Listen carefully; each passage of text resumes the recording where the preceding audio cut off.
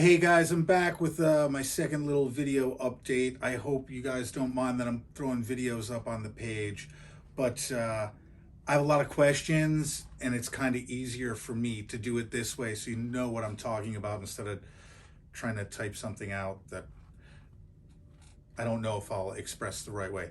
So I won't go into much. Studer 905, 62 input channels, 24 tape returns. It's a beast.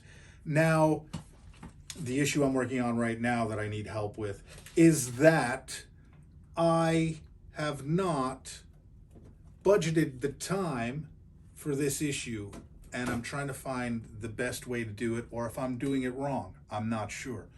Now, I've got these. My console has that extra section, and in that extra section, I've got more bus ends and more aux ends. So I have 8 aux ends, 2 of which are stereo.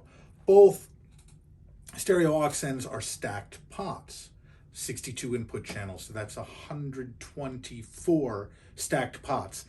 90% of them are frozen. The main reason being that it's sat in crates for 15 years. I was able to get a really good deal because it sat in crates for 15 years, and I was the guy who was crazy enough to say, I'll take it. There can't be anything possibly wrong with it.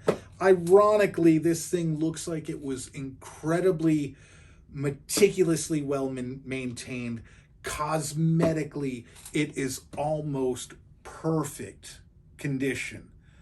Now, I've recapped 32 channels and all of the returns and about half of the Eurocard balancing cards for the sends out of the channels. I found 2 caps that have been replaced in one channel, and on one of the return channels there was a little section of 4 caps that had been obviously replaced. That's all I've run across. No obvious repairs. This thing, I finally heard it, which we'll go into in another video. I want to talk about the sound of it in a separate video. But the back to this issue, then I'll get into the one I was just talking about.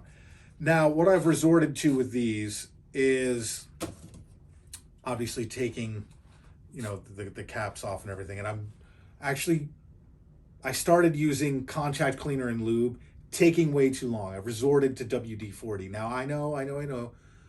WD-40 works, but attracts a lot of dust, which obviously I don't want to attract. So the minute it breaks the gunk down, essentially what has happened is the lubricant has turned to glue, and I have to turn the lubricant, the glue back into lubricant, should I say. So I'm using WD-40. The minute it breaks up, which can take a while, and I've got calluses on my fingers and thumbs that I've never had because I'm a musician and I don't have man hands, luckily for the ladies. And it takes a long time. Some of them, before I started using WD-40, I was having to leave them overnight.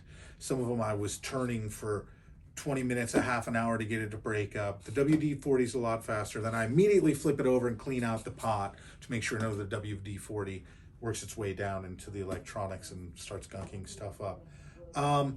Anybody who thinks that's a horrible idea, has a better idea, who's done it before, I think it's probably as fast as I can do it. It's killing me because I have to pay for all this time to my landlord that my place is sitting empty because I have 120 of these, and it's turning into about an hour each right now. So 120 hours, that's like 3 weeks just dealing with these.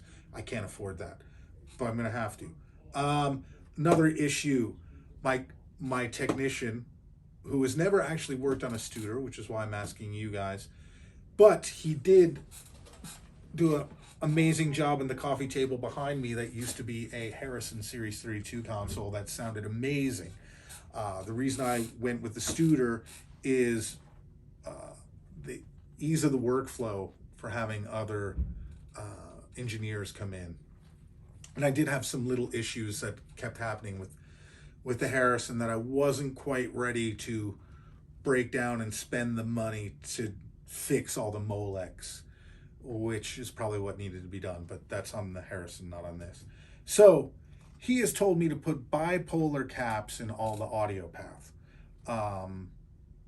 So I've done that, and I'm just wondering if you guys worked on these. I'm using the Panasonic high, the super audiophile grade ones, whatever you want to say. They're the ones I'm using. Again, we'll go into the sound in more detail, but it is sounding a bit clinical to me. I will leave it at that, for better or for worse. It's going to take you some getting used to. It sounds nothing like the Harrison. So I'm wondering, is bipolar caps a good idea, a bad idea?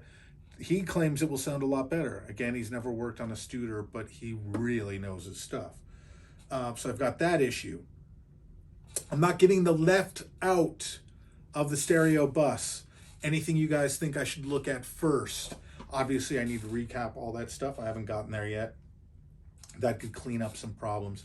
One, I had a couple channels that I recapped that sounded really funky, like lacking high end. And what I did is I just decided to go back and kind of reseat all the op amps, which I didn't do at the beginning. And when I get a little screwdriver there, I can hear them crunching, like all the oxidation. So that seems to have been helping a lot. I am at about a 75-80%. The channels I've recapped are operating flawlessly. Like I said, cosmetically, it looks brand new. I've never seen a console built 35 years ago look this good. So if that's in no obvious repairs, there are a couple faders. Now it's got GML faders in there. I don't have all the automation. That's other stuff that I would love to pick some people's brains about later. But a couple of the faders did say they had new wipers put on in like 1991.